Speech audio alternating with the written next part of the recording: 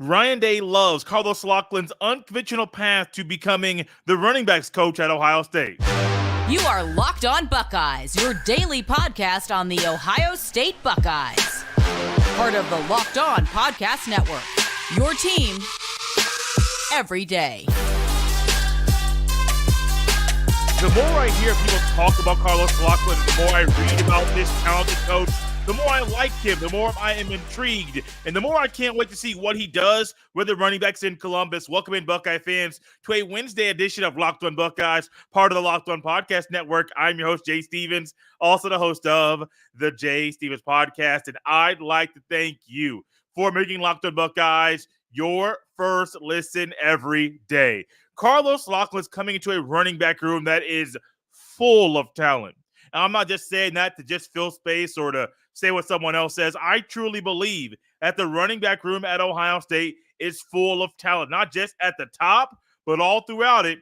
Those guys are really, really good. And Locklyn comes into Ohio State with an unconventional path to Columbus. He was a volunteer coach for a while, worked his way up once he got to the college level. Only been a running backs coach for 3 years, but has done a good job of checking boxes off that Ryan Day wants from his running backs coach. And Day also loves Locklyn's unconventional path to becoming the running back coach at Ohio State. And ultimately, even though it's unconventional, I can appreciate a man like Locklyn. We're going to get more into what Ryan Day said in a second, but I can understand and appreciate a man like Locklyn who calls himself a walk-on coach, talking about his path, it being unconventional, and the fact that he had to work and grind for everything that he has. Buddy, I love stuff like this. I mean, these are the stories that we love in sports. These are the things that we look for, that we love, that we enjoy. The unconventional stories, the unconventional paths. And Ryan Day, when talking on 97.1 The Fan, he discussed and said, hey, one thing he loves is his path to get where he is. Quote, I love that about him. Like some of us in this profession, he came up not in a football family, but grew up and kind of had to figure it out on their own. He's one of those people. When you listen to how he came up in this thing, he's very appreciative of all the opportunities he's gotten, but he's earned them all, and he deserved them all. He really earned and deserved this opportunity, end quote. Think about that coming from Ryan Day during a very pivotal year for Ryan Day and his tenure at Ohio State. I believe, and many people believe, if things don't go the way that we want them to go in this upcoming season, not just talking about winning a national championship, is pivotal on that game against Michigan the weekend of Thanksgiving. If things go crazy, there's even opportunities for Ohio State to potentially lose again that day, and Day keeps his job, not trying to think about that being a true thing. But there are some abnormal circumstances that could surround the game where Day could unfortunately lose and still keep his job. But ultimately, I don't think that's really what people are thinking about right now with Ryan Day. Not the abnormal things that may happen. Really, it's win that game and we live to fight another day. That game is everything. That game is huge. And for Ryan Day right now to make this hire right now in the midst of spring practice, one, he had to. Like, it's not the timing that is really the biggest thing. He had to make the hire. But also, number two, with a man that doesn't have the traditional experience you would want from a guy who is coming to Ohio State to be the running back coach, that's huge. But like we mentioned on yesterday's show, the everydayers got the glimpse of my really instant reaction to Locklyn being hired as the running back coach. His path being unconventional isn't a problem. I have no problem with his unconventional path. Some people may say, oh, no. We want you to be at a big boy school for a few years before coming to Ohio State as a position coach. Y'all didn't say that about James Laurinaitis. Many people were very, very happy and pleased and excited when Laurinaitis got the promotion. I was one of them. I'm not going to shy away from it. I was one of them. But he doesn't have a long history of coaching linebackers in college football. Did anybody bring that up with him? No, you're not going to. He's an Ohio State legend. Three-time consensus All-American. How many guys can say that about their collegiate career? Laurinaitis is one of them. Not many players can. So, no, we don't knock Laurinaitis for his lack of experience coaching linebackers in college. Let's not do it for Locklyn. If somebody is out there talking about, hey, Locklyn doesn't have the experience that we want for this position, I would caution you to say, man, look, why are you doing that to that man? He has worked hard. He has grinded. He has done a lot of things right. He has done a lot of things well. Why in the world are you doing that to that man? It doesn't make any sense for you to do that to him. You're like, well, it's true. These are my standards. These are my expectations. Man, the man's unit last year had the third highest yards per carry in the entire country. The year before, in year one in Eugene, Oregon, that same unit was number 6 in the country for yards per carry. 5.52 yards in year one for Locklyn in Oregon, 5.91 a year ago. So for people to sit up here and say, oh, his lack of experience is a problem, here's what we do in that situation. Pump the brakes. Just say it out loud. It'll be okay. Simply say pump the brakes. And as you say pump the brakes, they may say, Jay, whoa, why are you saying pump the brakes? Are you not on my side? You're going to say, no, I am not on your side. I personally don't think that you're correct in your analysis, and I think your analysis is maybe a little lazy because you're missing on some key points. Does he check boxes that Ryan Day wants in a running back coach, position coach? Yes. Does he check more boxes than other candidates? Yes. Does it work out for Ryan Day right now? Yes. Is he endorsed by the players that are currently in that room that he's going to coach? Yes. If he's checking boxes that Ryan Day and Chip Kelly want in an RB coach, and he's also being endorsed by guys that he's not even coaching yet, great. And Ryan Day also went on in this same interview. It was actually, the show was The Morning Juice on 97.1 The Fan, their morning show. He went on to say things that he thinks Locklyn is going to do very, very well at Ohio State. Quote, I think he's going to have a great impact on our team and a great impact on recruiting. I think he's going to be a tremendous coach, end quote. The recruiting aspect is big because we all know Tony Alford is a well-respected coach around college football, and he is a good recruiter as well. Think about what Ryan Day is currently saying right now to everyone. I think he's going to be a tremendous coach. I appreciate and I love his path to come to Ohio State, but also that recruiting piece. Ohio State is out there, and over the weekend, the number one running back in the class was at Ohio State. Even took a picture with Davis Sanders Jr., the number 1 tackle in the class. Some say the number 2 overall player in the class. They took a picture together. And I'm not saying they're a two-headed monster or a duo where they come together or not, more of a package deal. I am not going that far. But I will make this statement, though. When it comes to Ryan Day, he realizes you have to keep the standard high at every position, including recruiting those positions. You have to keep the standard high.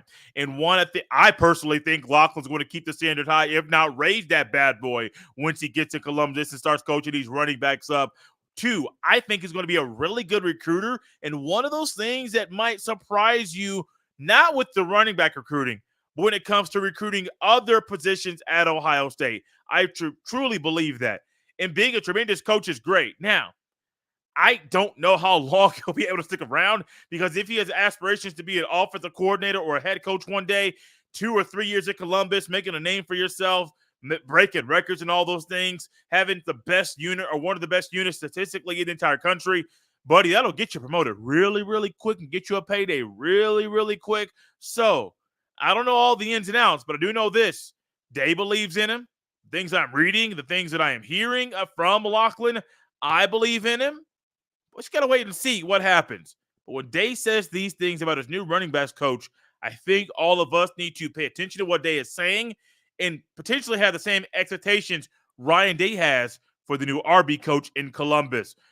Speaking of players or coaches in Columbus, Coach Keaton Bailey, talked about Jelani Thurman and what his plan is for Thurman in the upcoming season. We'll dive into that next. This episode is brought to you by Amazon Fire TV. Fire TV is your destination for sports, from live games to highlights to in-depth analysis. Fire TV offers amazing viewing experiences with smart TVs, as well as a Fire TV stick that you can plug into your existing TV that provides access to millions of movies and TV episodes, as well as free and live TV. Whether it's opening weekend for baseball or the college basketball tournament, you're going to want to have a Fire TV. Fire TV recently created Fire TV channels to deliver a constant supply of the latest videos from your favorite sports brands, all for free. That includes all of us at Locked On and most of the big pro leagues and college conferences as well. Fire TV channels lets you dive into all of the game analysis, highlights, and more to keep up to date on all the latest in the world of sports, March Madness, NBA, MLB, and lots more. Check out Fire TV channels on Fire TV and Alexa devices. If you haven't checked out Fire TV channels, you should.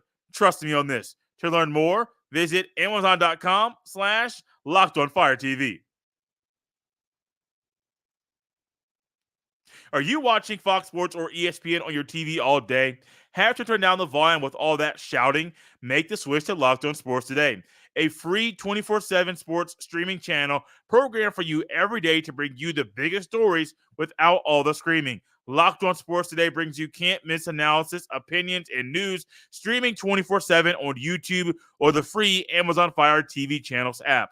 Part of the Locked On Podcast Network, your team every day. Jelani Thurman is one of those guys at Ohio State that coming out of high school, he was a recruit that a lot of people had a lot of high expectations for. But also keep in mind, he's only had 1 year in Columbus as a freshman. So that's going to somewhat should dictate what your expectations are. And as one wise man once said while reading an article, it reminded me of something. You really don't expect much from a freshman playing tight end at Ohio State. That's just the reality. But also the reality is, well, year one is for something. Year two is for something. Year three is for something. And there's parts and things you can learn and do during your career that will make you a great asset for the coach and for the team you are playing on. And Coach Key recently discussed and made some key comments about Jelani Thurman and his expectations, what the steps are in progression from the first part of your job to the second part of your job to the third part of your job. Here's what Coach Keaton Bailey had to say about Jelani Thurman. Quote, he's working really hard. The first thing is to know what to do. Then you got to know how to do it. Then the third part is why to do it. I think right now Jelani is being the best Buckeye he's been. He's making plays, and I got to go back to the entire unit has got to be the toughest unit on the team and hardest working, end quote.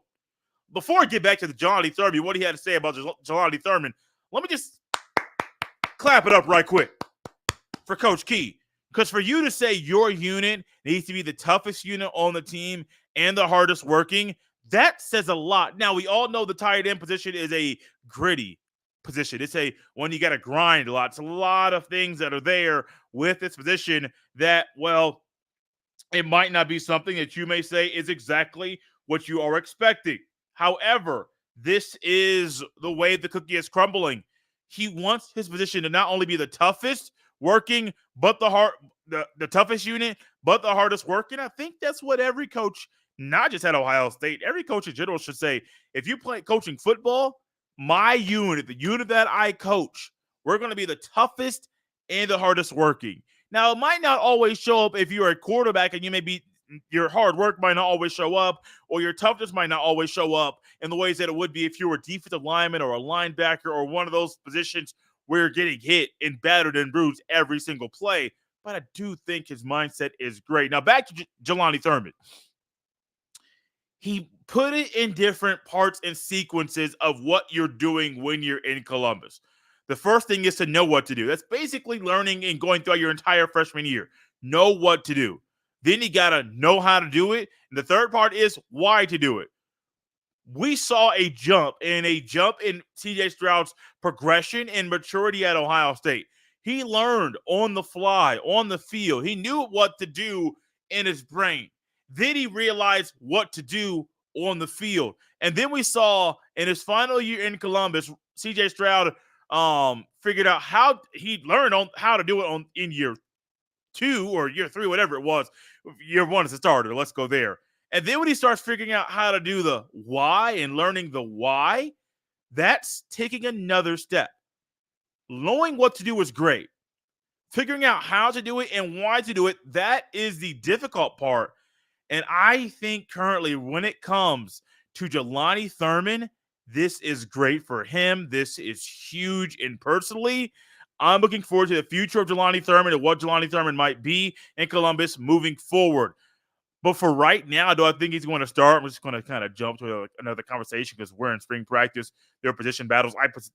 I was going to talk about position battles today, but then, the Carlos Locklyn in this article about Jelani Thurman and him already being on my mind because I've been trying to figure out and find where he fits on Ohio State's team, the pecking order, the depth chart, all of that stuff.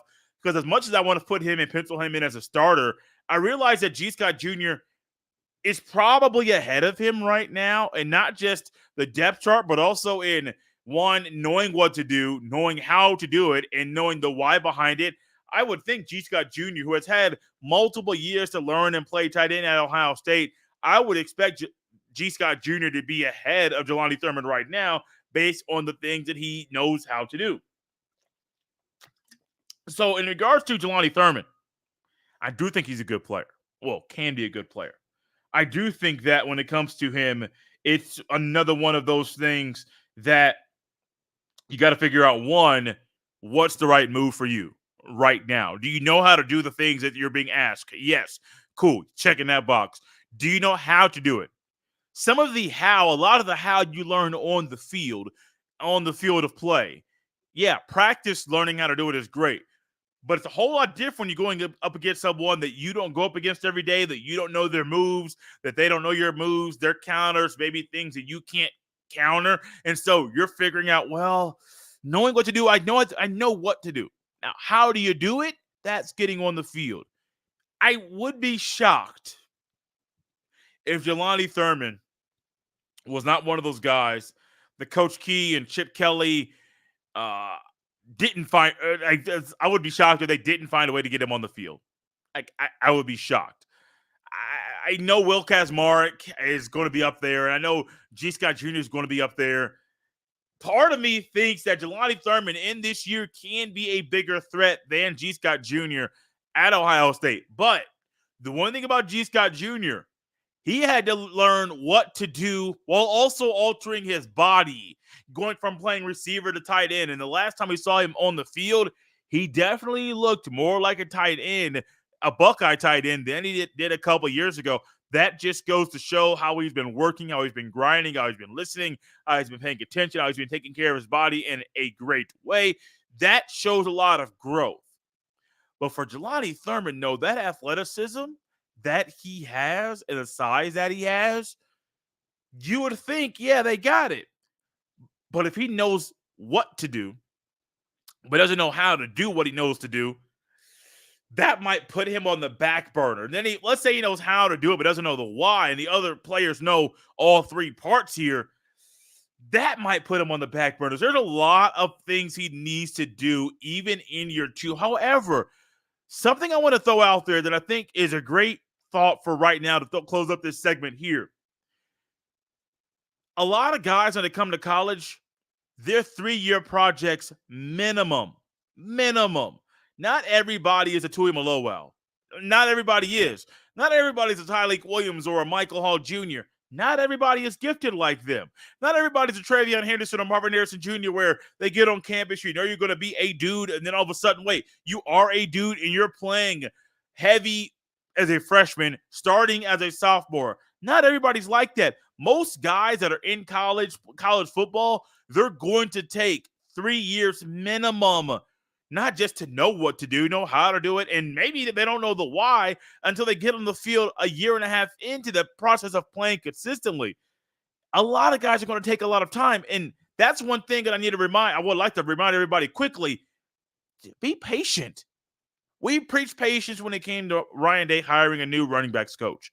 It worked out for Ryan Day. It worked out for the school. Well, preach patience once again and be patient with these youngsters, with these recruits as they're trying to figure out, 1, how to be a college athlete, 2, how to be a college student, and 3, how to do the those two parts, those two things at the same time. One thing someone is doing or recently did in a way that they learned how to be a college athlete, know how to be a college student at two different schools, it's Meechie Johnson, and he made a statement, a big, bold one, about Ohio State and how Ohio State is tied to his future playing college basketball. We'll dive into that next. This episode is brought to you by FanDuel Sportsbook. The sports calendar is loaded. FanDuel's making it even more exciting to get in on the action because right now new customers get $200 in bonus bets with any winning $5 bet. That's $200 you can use to bet the tourney, MLB, NBA, NHL, and so much more. Some of you are probably looking right now to put some money down on the NCAA Final Four money line or point spreads, things like that. Currently, Purdue is a big favorite over NC State at -9.5. If you're trying to bet the money line, -450, you wouldn't even touch it at all. UConn right now is 11.5 point favorites over Alabama. The money line is even I wouldn't touch this one either at -710. On the women's side, the current spreads right now, South Carolina is a big favorite over NC State at -11.5. And this is the closest of all the four Final Four games this weekend. Iowa is 2.5 point favorites over UConn. That one shocks me. Would I put money down on that one or would I not? We'll find that out later in this week's shows. Visit FanDuel.com/lockedon and make your first bet a big win. FanDuel, America's #1 sports book. Thank you for making Locked On Buckeyes your first listen every day. The plan for the rest of the week: do a little NFL draft preview and getting some scouting reports in your feed. Marvin Harrison Jr. and Cade Stover that's coming up later this week with my favorite NFL draft analyst. And you know we couldn't go a week without having Brian Smith, Locked On's recruiting analyst, here on the show. He'll be back. That is the plan. We talk about Buckeye recruiting and some guys that are on Ohio State's radar. One guy that is on Ohio State's radar that may not have been at the end of the season for most people because he was not on mine is Meechie Johnson. Meechie Johnson, a former Ohio State basketball player. He was one of those guys that entered at Ohio State in 2020. And I remember when he came to Ohio State, he came in, played 17 games his freshman year, did not start a single game his freshman year. But I believe he came in the middle of his senior season. He didn't enroll in January because basketball players don't normally enroll in January. I believe he came in December. There were some issues, and I want to say it was injuries where Ohio State was thin at guard. Chris Holtman talked to his dad, Meechie Johnson. Everything was set up for Meechie Johnson to be able to graduate early, come to Ohio State, and start playing collegiate basketball earlier than expected. Then all of a sudden, he played 2 years at Ohio State. 26 games he played his second year. He started in 5 games in year number 2. Transferred to South Carolina, wanted a bigger role. He definitely did that. Did some good things there for the Gamecocks. Entered the transfer portal after 2 years at South Carolina. Now he's back at Ohio State. The path for him is a little interesting. He's returning to a place he used to play, but this is coming after a season. This past season, where Meechie Johnson led South Carolina with 14.1 points per game and 2.9 assists per game as the South Carolina Gamecocks went 26-7 before losing in the first round of the NC2A tournament. He also shot a career high of 39.9% from the field. Meechie Johnson coming back to Ohio State is a great thing for him, great thing for his family. I'm really curious about where he's going to play next year because Bruce Thornton's coming back. I would almost assume Roddy Gill Jr. is coming back. Do you start 3 guys that are 6'4" or shorter at Ohio State next year? Is that Jake Diebler's move? A 3-guard lineup where your 3 guards are short? Like, you don't have a guard that's 6'6" or maybe even 6'7". Really, if you're 6'6" or 6'7" in college, you're probably playing more of a wing.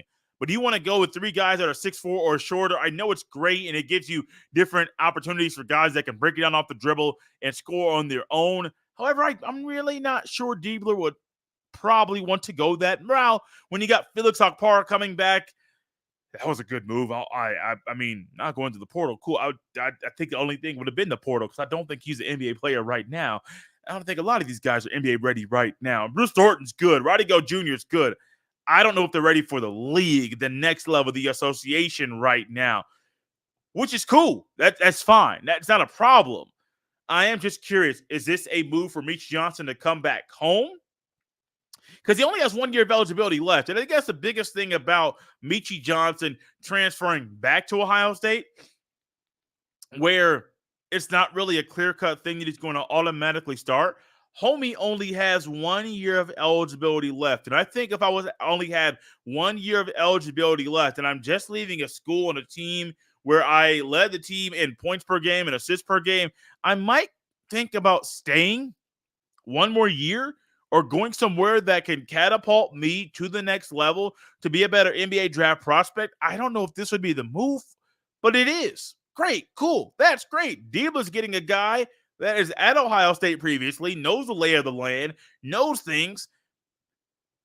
And it doesn't mean that he was all on a Holtman thing. He's not saying he was only a Holtman guy.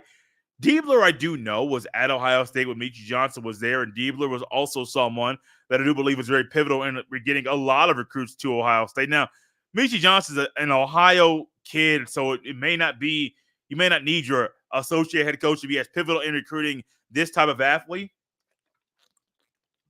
But if he was, it wouldn't hurt anything. And honestly, right now would be great. And I wonder, I'm going to close this show up with this thought. I don't really know if this is actually a true thing or not. But will Meechie Johnson have returned if Chris Holtman was still the coach at Ohio State? That's a legitimate question. Like, I don't know the answer to that. And I don't know if a lot of other people that don't know Meechie Johnson know the answer to that. And that this isn't a knock on Chris Holtman. Like, I'm not knocking Holtman here.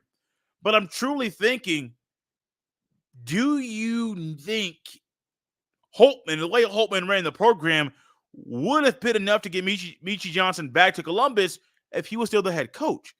Now, you may know Diebler. You may know how he's running the program from things you've heard. But truly, do you think you know what you're going to get into when you're on the court? You could expect certain things? Probably not. But that's just a thought that entered my head. And I was like, Holtman's gone.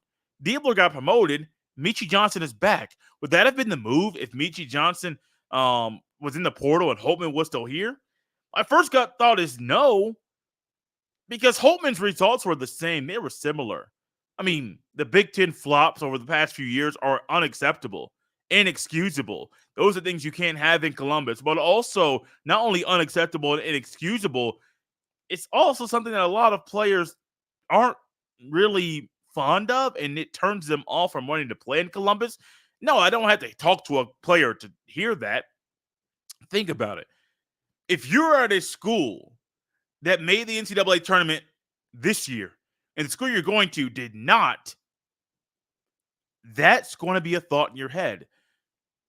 A lot of thoughts in my head right now. Meechie Johnson is back. Happy for him. Good for him. Looking forward to seeing what Meechie Johnson does in his final year of collegiate eligibility next year in Columbus. Have you heard the news? It's some pretty big news from the Locked On Podcast Network, because Locked On has launched the first ever national sports 24/7 streaming channel on the YouTube, and now it's also available on Amazon Fire TV and the free Fire TV channels app. Locked On Sports Today is here for you 24/7, covering the top sports stories of the day with the local experts of Locked On Plus, our national shows covering every league. Find Locked On Sports Today now available on the free Fire TV channels app. You can follow me on X at jstevens07. You can send all of your emails to jstevens317 at gmail.com. Out of here on a hump day, Buckeye fans. We'll see you next time.